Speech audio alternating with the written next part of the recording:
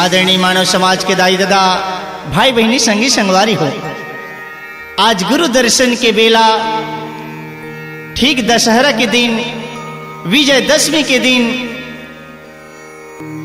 धर्मगुरु धर्म राजा बालकदास गुरु जी के दर्शन करे खातिर पहली भी जन सैलाब उमड़े और आज भी धर्मगुरु बालकदास जी के दर्शन करे खातिर बर भंडारपुरी के माटी में सबो जाते और बाबा धर्मगुरु बालदास जी के दर्शन पाके अपन जीवन ले सफल बनाते हैं। धन्य ऐसे धर्म ज्ञानी, धन्य ऐसे धर्म मनुष्य मोर सतनामी समाज के भाईला सबो समय हमेशा विजयदशमी के दिन याद रहे। आप आओ और भाई बहनी ला साथ में लहाओ और अपन गुरु के पवित्र चरण ला पाके अपन जीवन ला सफल बनाओ। यही भंडारपुरी के महिमा ला बताते हुए आप मन के बीच में आवत है गीत गुरु चरण के महिमा, दर्शन बर गुरु चरण के नैना है प्यासी। ए गीत ला सुनो।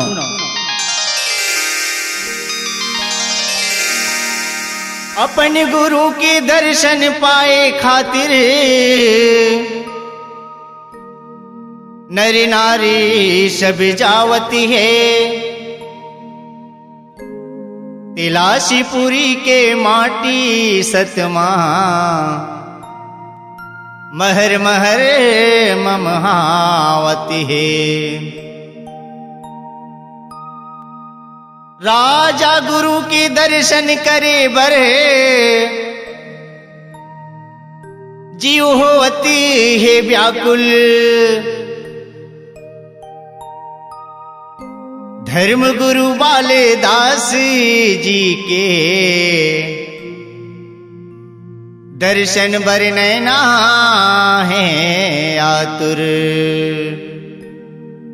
बोले धर्म गुरु बालदास जी की जय। बोलिए सुरवीर बलिदानी राजा बालकदास गुरु की जय।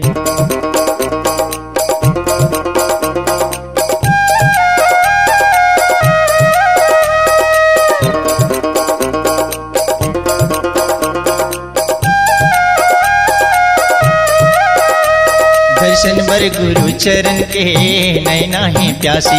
दर्शन बर बाबा चरण के नैना है प्यासी। दर्शन बर गुरु चरण के नैना है प्यासी। दर्शन बर बाबा चरण के नैना है प्यासी। कुंवर महीना विजयदशमी, कुंवर महीना विजयदशमी मेला भंडार तेलासी। दर्शन बर गुरु चरण के नैना है प्यासी। दर्शन बर बाबा चरण के नैना है प्यासी। दर्शन बर गुरु चरण के नैना है प्यासी। दर्शन बर बाबा चरण के नैना है प्यासी।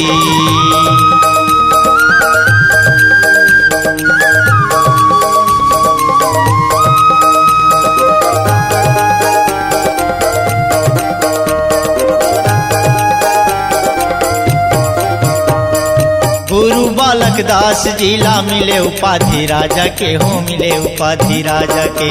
मिले उपाधि राजा के हो, मिले उपाधि राजा के। मिले उपाधि राजा के हो, मिले उपाधि राजा के।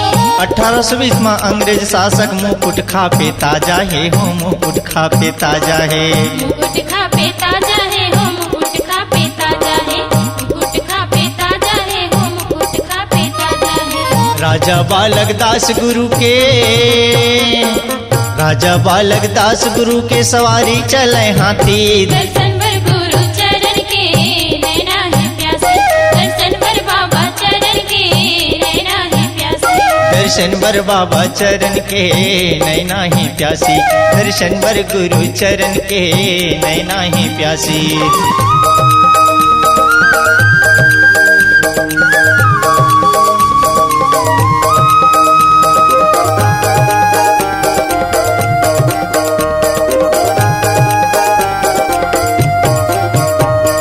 मुड़मा पहिरे राज मुकुट कमर पीताम्बर सोहे हो, कमर पीताम्बर सोहे। कमर पीताम्बर सोहे हो, कमर पीताम्बर सोहे। हाथ धरे लंबी तलवार सबके मन ला मोहे हो, सबके मन ला मोहे। सबके मन ला मोहे हो, सबके मन ला मोहे, सबके मन ला मोहे हो, सबके मन ला मोहे। सेवक भंडारी अंगरक्षक, सेवक भंडारी अंगरक्षक चले पुरवासी। दर्शन भर गुरु चरण के नैना है प्यासे, दर्शन भर बाबा चरण के नैना है प्यासे। दर्शन भर गुरु चरण के नैना है प्यासी, दर्शन भर बाबा चरण के नैना है प्यासी।